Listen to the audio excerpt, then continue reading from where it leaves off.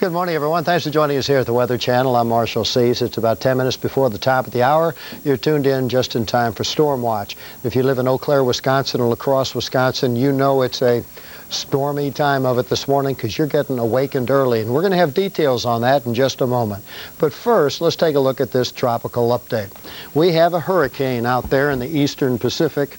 It's Hurricane Blas. You've been following that for the last several days, and in fact, about 4 days ago, it was just a tropical depression number 2, but it is becoming a pretty formidable hurricane this morning.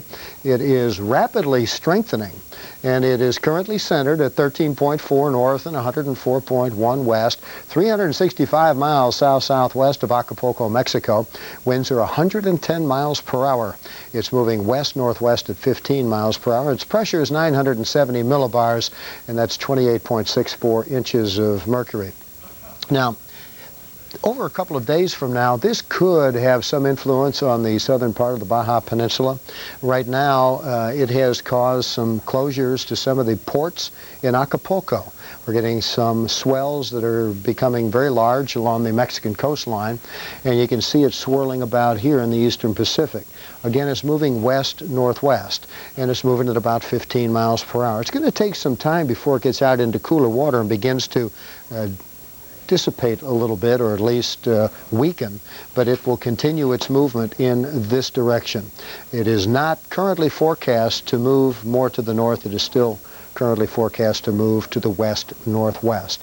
It has a well-defined circulation. You can pick out an eye now that's discernible, has been overnight as it's increased in strength, and will continue to increase in strength to a Category 4 status within the next 24 hours. So in the eastern Pacific, we have a hurricane. And what do we have next door to it in the Gulf of Mexico? A lot of clouds. And out in the western Gulf of Mexico, we have an upper level and mid-level trough of low pressure here. And we have a wave that's working its way across the western Caribbean. It's the reason for the clouds, and it does seem that there is a broad circulation of low pressure here, and in the upper levels of the atmosphere we have a weak ridge of high pressure. It's kind of between this trough here and an upper level trough to the east of this system. It would be nice if this would at least pump some moisture over Florida, but right now it's mostly the cause of a lot of clouds, some showers and storms in the western Caribbean over toward the Yucatan Peninsula. So you get a little closer to it, you can see the outflow of the clouds moving toward the south coast of Mississippi and Alabama and the west coast of Florida. But these are not really precipitation producers, but they may produce enough moisture in the mid-levels of the atmosphere to get maybe an increase of some showers in Florida today, but that's kind of a hopeful forecast. It looks like we'll still have isolated thunderstorms around the Sunshine State today. And this is forecast to move slowly to the west. One computer model has it moving more northward, but still far too early to tell. Tropical storm formation is not indicated, not likely in the next 24 hours from this system. Now in June, these are the typical areas where we find tropical storm formation: western Caribbean, the Gulf of Mexico, but we're on the cusp almost into July now, and then we start looking a little further out to the west, out toward the western Caribbean. There are no waves out here right now. We have kind of an elongated area of low pressure and southwesterly winds, and still a hostile environment. But it looks like it might be an active hurricane season, so our attention has turned out to the Atlantic. Monday, we had a lot of hail and wind damage, several tornadoes, and yesterday more of the same from southern Indiana to western Iowa, and there were numerous reports of tornadoes from eastern Nebraska into Iowa and into Wisconsin, as we'll update this map as the day goes on, as we get confirmation of some of these severe thunderstorms and supercells that developed overnight. Today we forecast the same scenario, same places. Outflow boundaries established by storms last night will continue to affect the weather in Illinois and lower Michigan overnight tonight. These are the two areas.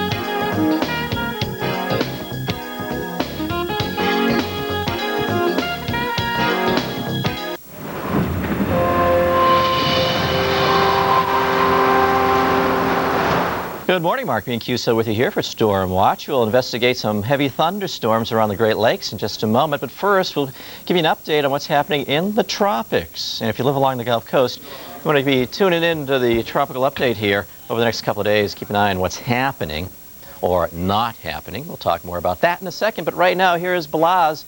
8 a.m. Pacific Daylight Time advisory from the Hurricane Center has the center of circulation at about 14.0 north, 104.7 west if you're plotting along at home.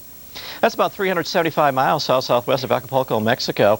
Winds now up to 125 miles an hour, and that wind will be a significant factor around the center of circulation. I think it's 125 miles an hour. I might be wrong, but anyway, we have 115 miles an hour, so I'm sure the graphics people have it right. I probably have it wrong, but anyway, 115 to 125 miles an hour will be the winds. How's that?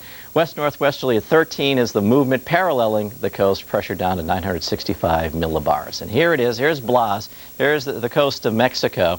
This storm continues to strengthen over some very warm waters, and it continues to parallel the coast. And right here, under these clouds, this is where you find your tropical storm force and your hurricane force winds. Winds get stronger as you get towards the center of circulation, the eye here. So right here, this is where you have all your powerful winds. And notice they're still a good distance away from the coast. In between, though, we do see some squalls developing here, so there could be some intense wind gusts with this, but this is where the sustained problems are with the winds. And this is all moving off to the west-northwest. Along the coast here, here's Acapulco. And notice not much happening. There's been a few buildups in the mountains, so it's really not bad at the beach. But what we do have a problem from this storm are the swells. So you know the waves are crashing in. It's not any time to be swimming, that is for sure. Here's a visible satellite, and there you can see right along the resort areas of Mexico, everybody's here saying, hey, no problem at all, storm, what storm? But those waves coming in, you know there's something out there. And here it is on our visible picture, and there it is, the eye, the area of sinking. So we have the sinking. Well, you tend to not have the clouds there, but around this eye there's intense lift, and that's where we have those winds all wound up 115, 125 miles an hour. And right now does not appear to be a threat to land areas. So let's go to the Atlantic. Kind of quiet out here east of the Caribbean and into the Caribbean itself. It's quiet until we get into the western Caribbean, and this is where we're watching very closely. It's been an upper low in the Gulf of Mexico the past couple of days. It's been elongating and weakening as it drifts towards Texas and Louisiana. And those of you in western Louisiana and Texas, you're on the dry side of the upper low. A lot of sinking over here, so not much happening. It's only been isolated afternoon storms. But on the east side of the upper low, we've been pulling up moisture from the Pacific here. There you can see the flow coming up and around it, and some lower level flow pulling up the moisture from the Caribbean. So we have seen a marked increase in showers and thunderstorms here.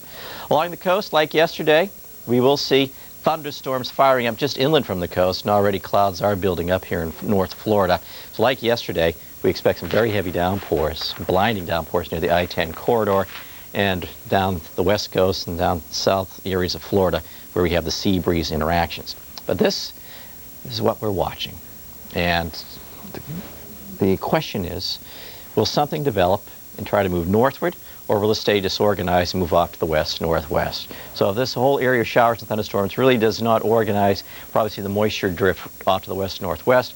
But if something does organize down and through here, we'd probably be looking at a feature headed more up towards the central Gulf. So that's why we want you to stay on the alert from the Florida Panhandle to the Texas Gulf Coast for the increased chance for showers, thunderstorms, and maybe something a little bit more intense with time. But right now, we have plenty of time to watch it and see if something does develop down in through here. Here's a view of the same area, and this is the main area of concern. Visible satellite picture, once again, shows you the clouds and the showers and thunderstorms bubbling up. Presently, there's nothing organized at the surface, but we will monitor. So tune in for updates. Of course, the climatologically favored area.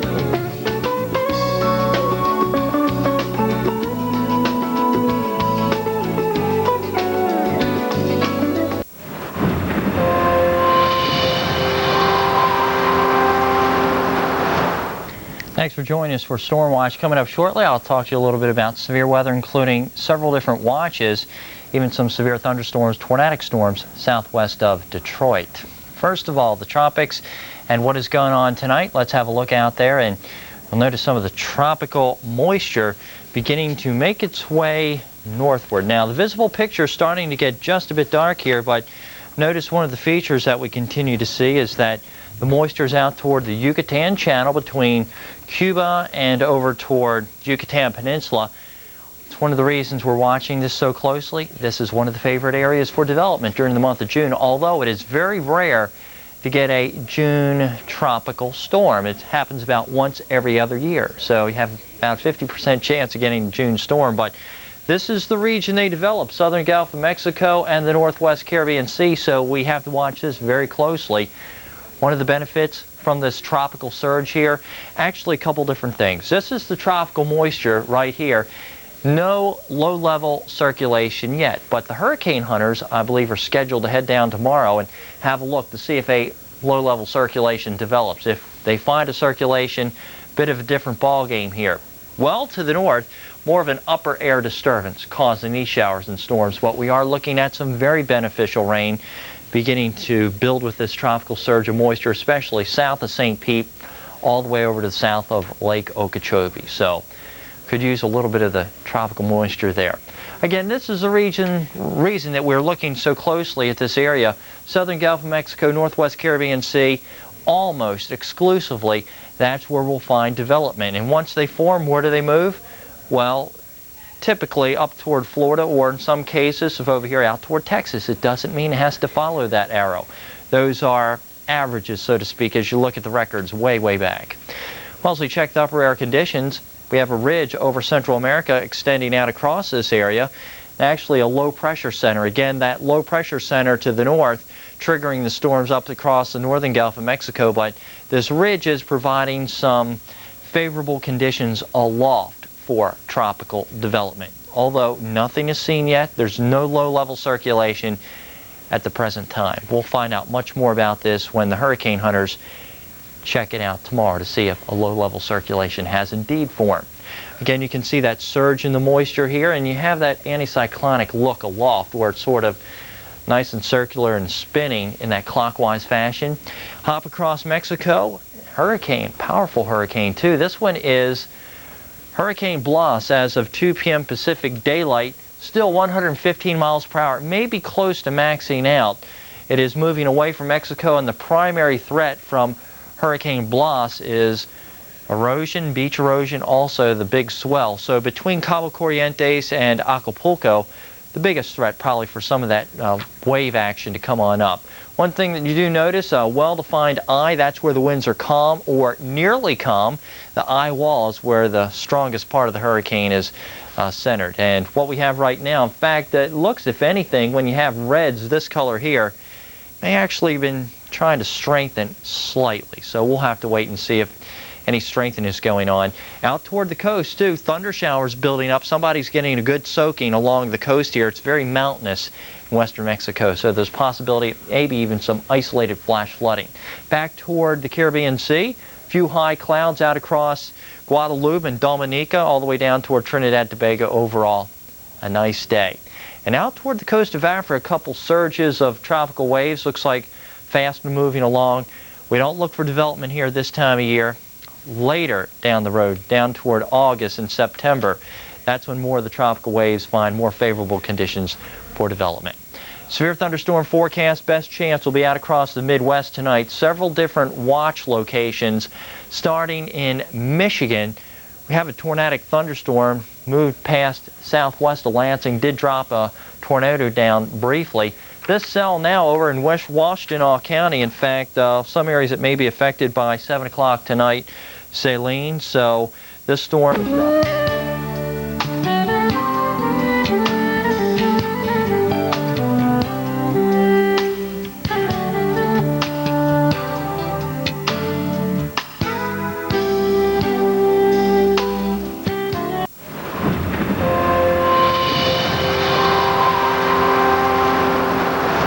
Lots of tornado warnings out right now, parts of southeast Minnesota as well as western Wisconsin and even into northern Michigan.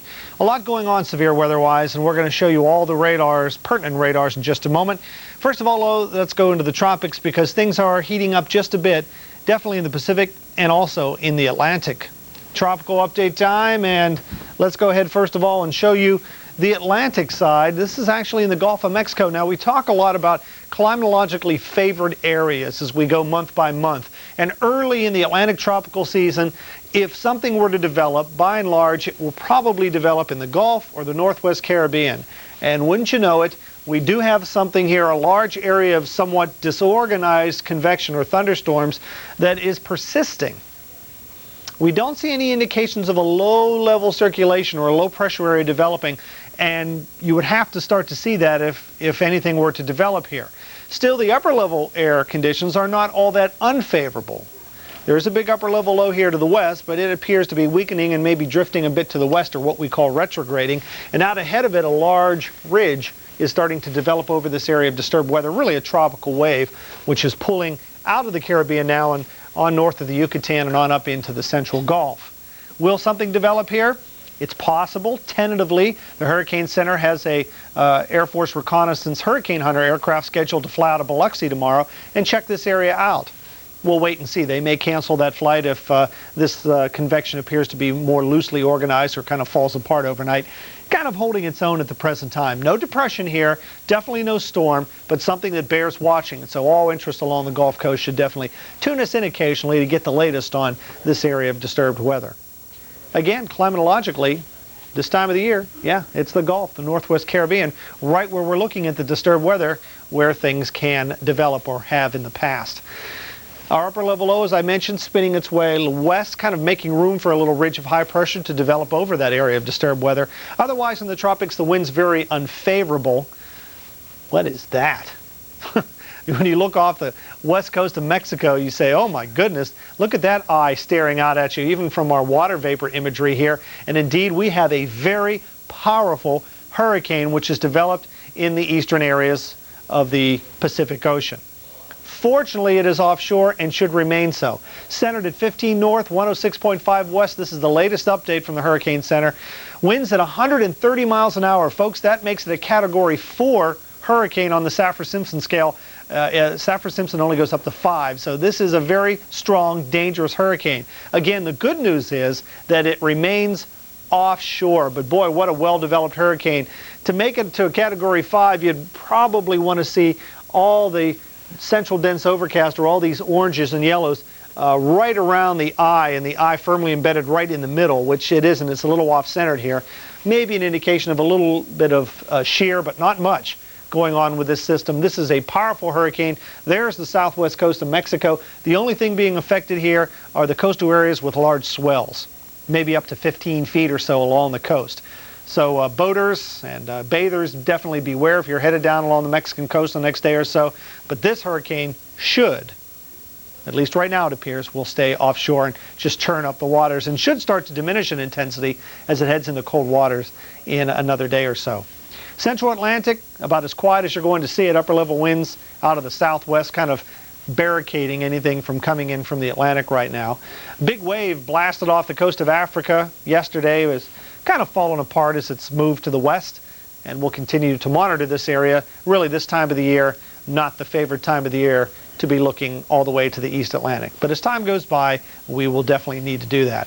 Now our severe weather threat, and I got to tell you folks, particularly up here in southeast Minnesota and western Wisconsin, all kinds of tornado warnings in effect, and just a whole slew of problems here. We have had some confirmed tornado touchdowns in these areas, but not only there, also in northern Michigan. Let me just run through some of the warnings that are in effect here. These are all tornado warnings in Minnesota: Olmsted, eastern Fillmore, northern and